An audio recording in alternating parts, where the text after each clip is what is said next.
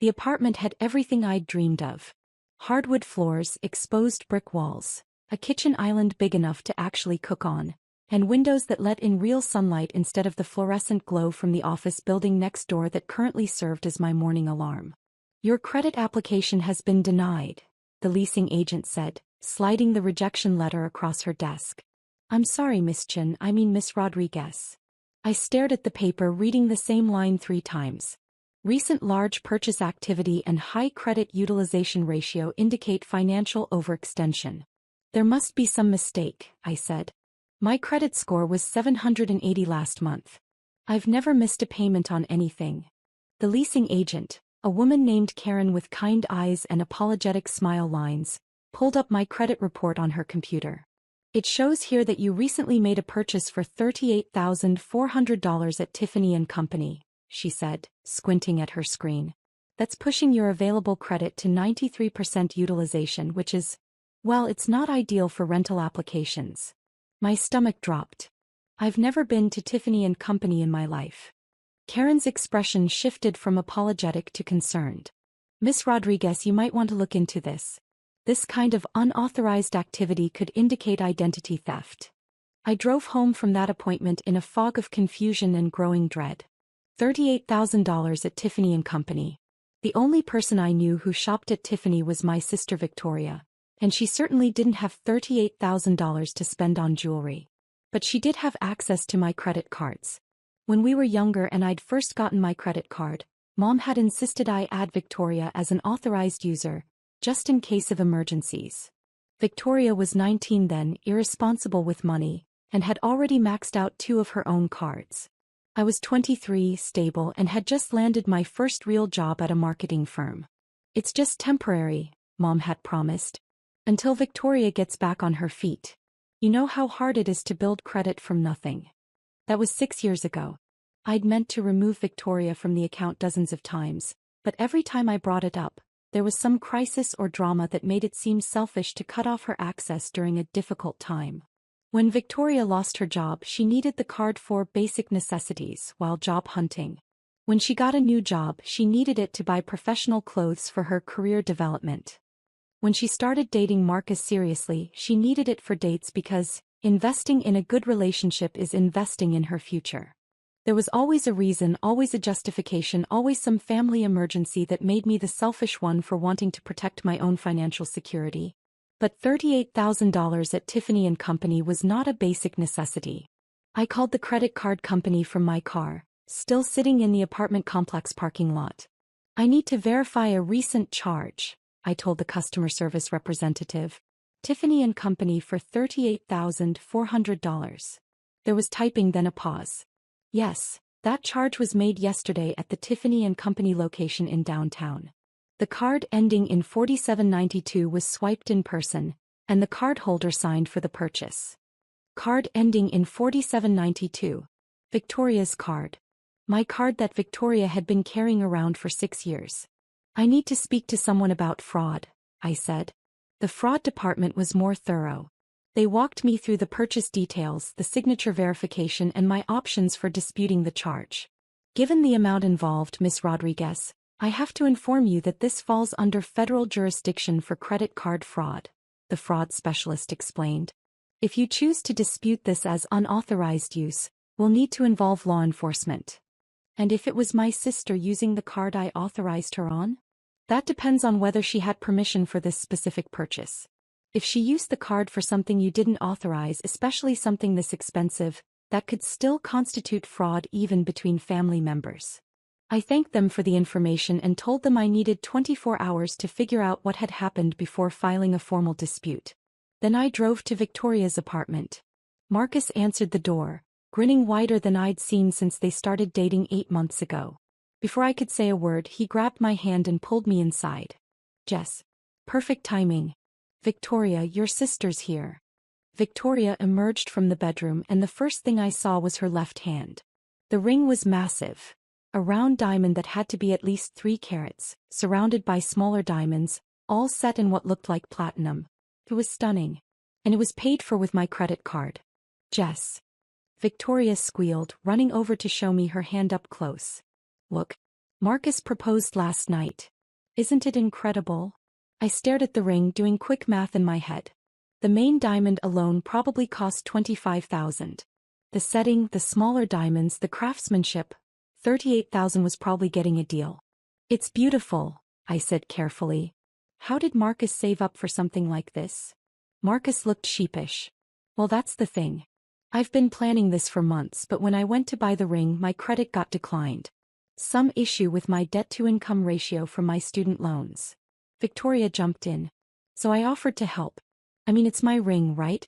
It made sense for me to put it on my card. My card. He meant my card. Victoria, I said slowly, this ring cost $38,000. I know, she said, admiring the diamond again. Marcus has incredible taste. I told him not to go cheap just because money's tight. This is forever, you know. How exactly were you planning to pay for it? Victoria's enthusiasm dimmed slightly. Well, Marcus is going to pay me back over time. His promotion comes through next month, and then he'll be making enough to handle the payments. I looked at Marcus. What kind of payments are we talking about? He shifted uncomfortably. I figured maybe $500 a month. I mean, with the minimum payments on the card, that should cover it, right? $500 a month. On a $38,000 purchase. With credit card interest rates, they'd be paying for this ring for the next 20 years. Victoria, can I talk to you privately for a minute? We went into her kitchen, leaving Marcus admiring the ring box in the living room. Victoria, that purchase just got me denied for an apartment, I said quietly. It pushed my credit utilization so high that I look like a financial risk. Her face fell. Oh, I didn't think about that. Did you think about asking me before spending $38,000? She started, then stopped. I mean, it was an emergency. Marcus wanted to propose and the financing fell through, and I knew you'd want me to be happy. I do want you to be happy. But I also want to be able to rent an apartment. You can just pay it down, right? I mean, you make good money. I stared at her. Victoria, I make $52,000 a year. That ring costs more than half my annual salary.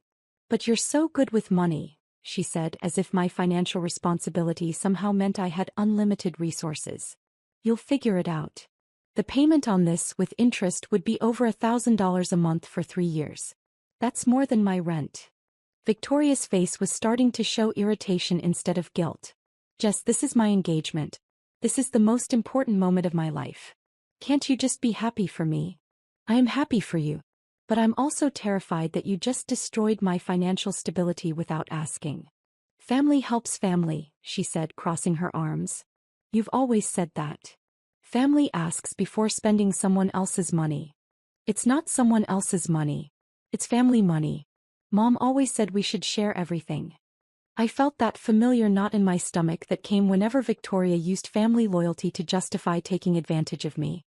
It was the same feeling I'd had when she'd borrowed $800 for her security deposit and never mentioned paying it back. The same feeling when she'd used my card for groceries, that turned out to be a weekend trip with friends. But this was different. This wasn't $800 or even $3,000. This was enough money to change my entire life trajectory. Victoria, I need you to return the ring. Her mouth dropped open. Are you insane?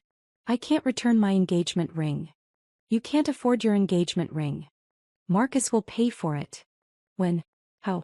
He just told me his credit got declined for this exact purchase. His promotion might not happen. And even if it does, $500 a month won't even cover the interest on $38,000. Victoria stared at me like I'd suggested she cancel her wedding. I cannot believe you're being this selfish. This is my engagement, Jess. My future husband bought me this ring. Your future husband bought you a ring with my credit card. Because family helps family, she shouted, loud enough that Marcus probably heard from the living room. I took a deep breath.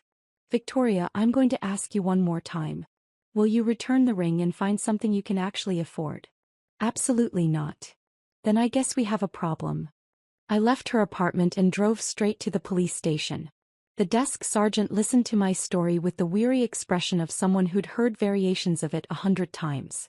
Family disputes over money are tough, he said. Since she's an authorized user on your account, it gets complicated legally. Even for $38,000? Even then, your best bet is to file a complaint with the credit card company's fraud department and see if they'll reverse the charges.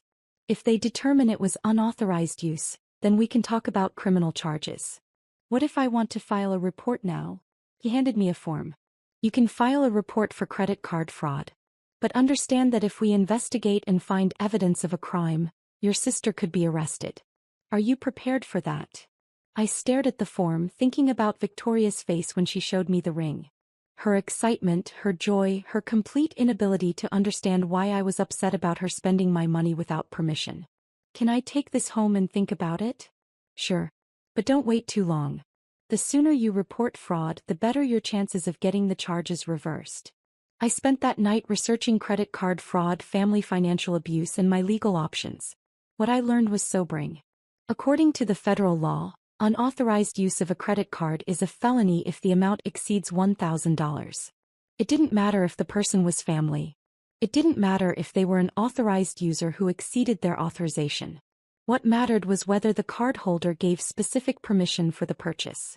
I had never given Victoria permission to spend $38,000. More importantly, I learned that this pattern of behavior, family members using emotional manipulation to gain access to financial resources, was a recognized form of financial abuse.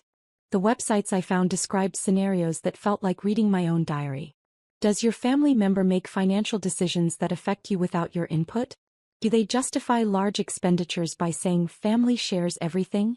Have they ever made you feel guilty for setting financial boundaries? Do they assume your income and assets are available for their use? Every question was a yes. I also learned something else.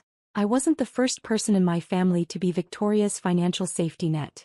A call to my Aunt Carmen revealed that Victoria had run up thousands of dollars in debt on a credit card she'd convinced my grandmother to co-sign for. When Grandma died 2 years ago, Victoria had let the debt go into collections rather than pay it herself. Your grandmother was so stressed about that debt, Aunt Carmen told me. She spent her last months worrying about ruining Victoria's credit by not being able to make the payments on her Social Security income. That night I made 2 phone calls. First, I called the credit card company and filed a formal fraud report. I explained that while Victoria was an authorized user, she had never been given permission to make purchases over a certain amount without checking with me first. The $38,000 purchase at Tiffany & Company was unauthorized. Second, I called the FBI's Financial Crimes Unit and reported suspected credit card fraud. The FBI agent I spoke with explained the process.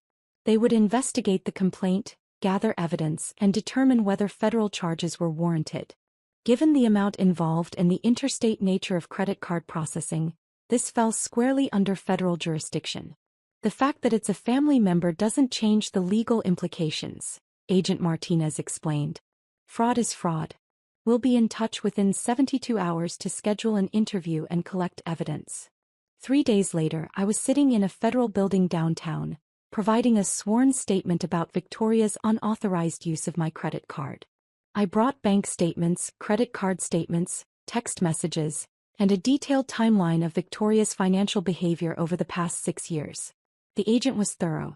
She asked about every charge, every conversation, every instance where Victoria had used the card without specific permission. Miss Rodriguez, I have to ask, why didn't you remove her from the account after the first unauthorized charges?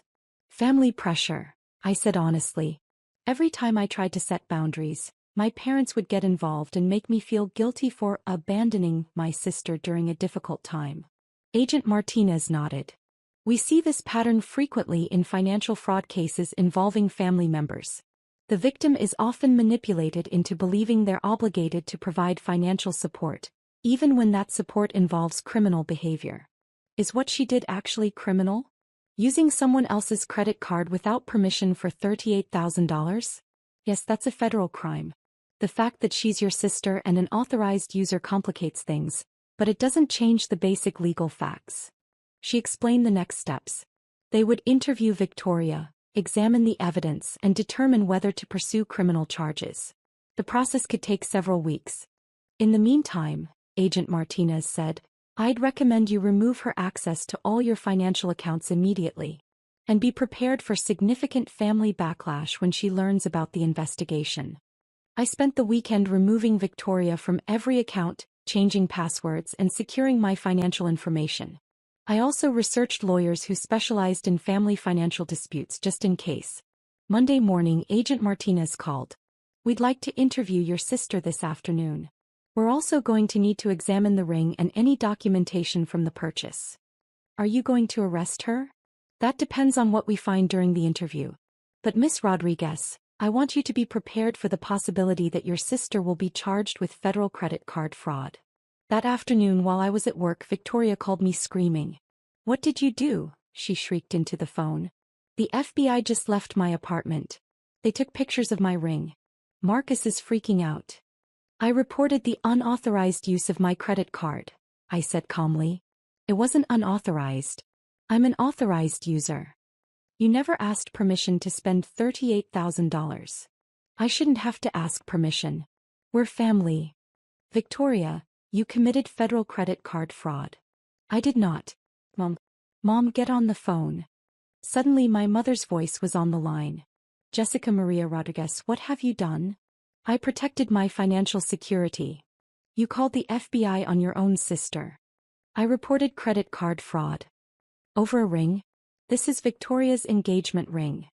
This is $38,000 that Victoria spent without asking me. Family shares everything, Mom said, using the same phrase Victoria had used. We raised you to help each other, not call the police on each other. You raised me to be Victoria's aim. The line went quiet. That's not true, Mom said, but her voice was less certain. Really? When was the last time Victoria helped me financially? When was the last time anyone asked what I needed instead of what I could give? You're the one with the good job and the stable income, Mom said. Of course family turns to you for help. Help is asking for $50 for groceries.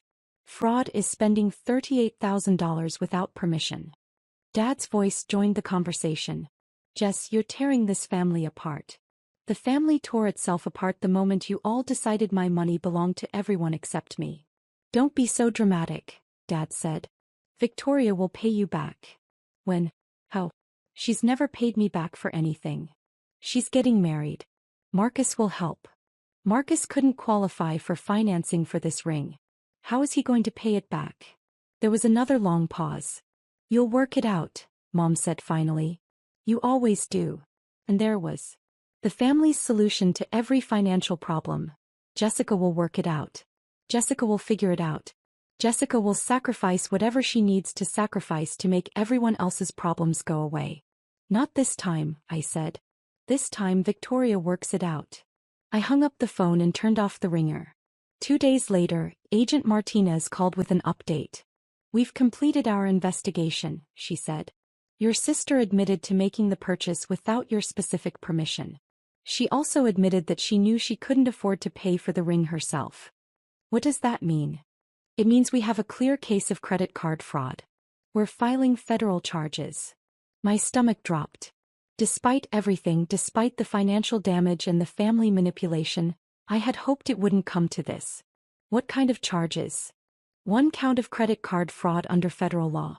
Given the amount involved, she's looking at potential fines of up to $250,000 and up to 20 years in prison. 20 years. For an engagement ring. Agent Martinez, what if she returned the ring and paid restitution? Would that change anything? It might affect sentencing, but it wouldn't change the charges. The crime occurred when she made the unauthorized purchase, not when she decided whether to keep it. When will she be arrested? We've issued a warrant. She'll be taken into custody within the next 48 hours. That evening Victoria called me. She wasn't screaming anymore. She was crying. Just please. You have to drop the charges. I can't drop federal charges, Victoria. That's not how it works. Please, there has to be something you can do. They're saying I could go to prison. You could. Over a ring? Over $38,000 in credit card fraud. I'll pay you back. I'll return the ring. Please, Jess, I'm begging you. For a moment I felt the old familiar pull to fix everything, to make it okay, to be the responsible one who solves everyone's problems. Then I remembered sitting in that leasing office, being denied an apartment because my sister had destroyed my credit without asking. I remembered years of borrowed money that was never repaid, emergencies that turned out to be shopping trips, and temporary help that became permanent expectation. Victoria, I gave you so many chances to respect my financial boundaries. You never did. I will now. I swear. You said that after the $800 for your security deposit. You said that after the $3,000 for your car repairs. You said that after every single time you used my card without asking. This is different. This is $38,000 different. Victoria was quiet for a long moment. When she spoke again, her voice was small. What's going to happen to me? I don't know. That's up to the federal prosecutor now. Will you ask them to go easy on me? If I cooperate? I closed my eyes. Even now, even facing federal charges, she was asking me to fix her problem. Victoria, I'll write a letter to the court explaining our family situation and asking them to consider that this was part of a pattern of financial manipulation rather than malicious intent. But I'm not going to ask them to ignore what you did. Thank you, she whispered. Victoria was arrested the next morning at her apartment. The local news picked up the story. Local woman arrested for $38,000 credit card fraud. And suddenly everyone in our family knew the details. The reactions were predictably split. Half the family thought I was a monster for destroying Victoria's life over money. The other half quietly admitted they'd been waiting for something like this to happen. Aunt Carmen called to tell me she was proud of me for standing up to the family's financial bullying. My cousin Miguel confessed that Victoria had tried to use his credit cards too, but he'd always said no. I just didn't want to deal with the family drama, he said. I wish I'd warned you. My parents stopped speaking to me entirely. They hired a lawyer for Victoria and started a GoFundMe page to help with her legal expenses, describing her as a victim of family miscommunication rather than a perpetrator of federal fraud. The case took 8 months to work its way through the federal court system. Victoria ultimately pled guilty to 1 count of credit card fraud in exchange for a reduced sentence. She received 3 years of probation community service and was ordered to pay full restitution, not just the $38,000 for the ring, but also penalties and court costs that brought the total to over $50,000. The ring was seized as evidence and eventually sold to help pay the restitution. Marcus broke up with her 2 weeks after her arrest. He said he couldn't handle the stress of being engaged to someone facing federal charges. Victoria moved back in with my parents and got a job at a department store to start making restitution payments. According to Aunt Carmen, she makes about $200 a month in payments and will be paying for the next 20 years. My parents still blame me for ruining Victoria's life. They've told the rest of the family that I'm vindictive and cruel, that I chose money over family, that I destroyed my sister's future over a simple misunderstanding. But they can't argue with the facts that came out during the investigation. The FBI's financial analysis revealed that Victoria had been systematically using my credit cards for unauthorized purchases for over 3 years. The engagement ring wasn't an isolated incident. It was the culmination of a pattern of financial abuse that had cost me over $60,000. The prosecutor called it one of the clearest cases of family financial exploitation she'd ever seen. Today, 18 months later, my relationship with my parents remains strained. They still think I should have handled things within the family, instead of involving law enforcement. But my relationship with Victoria has surprisingly improved. Facing the real consequences of her actions, dealing with the legal system, and having to take responsibility for her financial choices has changed her perspective completely. She calls me once a month to update me on her restitution payments. She apologizes regularly for the damage she caused. And most importantly, she's never asked me for money again. I finally understand, she told me during one of our calls. I never realized how much pressure I put on you, or how unfair it was to spend your money like it was mine. She's in therapy now, working on what her therapist calls financial boundaries and family enmeshment issues. As for me, I eventually found a different apartment, not the one with the hardwood floors and exposed brick, but a nice 1-bedroom place that I could afford on my own with my restored credit score. I also started seeing a therapist who specializes in family financial abuse. She helped me understand that what my family had been doing wasn't normal, wasn't healthy, and wasn't my fault. I learned that saying no to financial exploitation isn't selfish. It's necessary self-protection. I learned that real family members don't use emotional manipulation to access your resources. And I learned that sometimes, The most loving thing you can do is let someone face the natural consequences of their actions. The FBI agent was right about one thing. Victoria's arrest did cause significant family backlash. Half my relatives stopped speaking to me, my parents disowned me for 6 months, and I spent every family holiday alone for over a year. But it also freed me from a lifetime of being everyone else's financial solution. It established boundaries that my family finally had to respect. And it taught Victoria and everyone else watching that there are real, serious consequences for financial fraud, even between family members. Today my credit score is back to 780. I have a savings account with 6 months of expenses.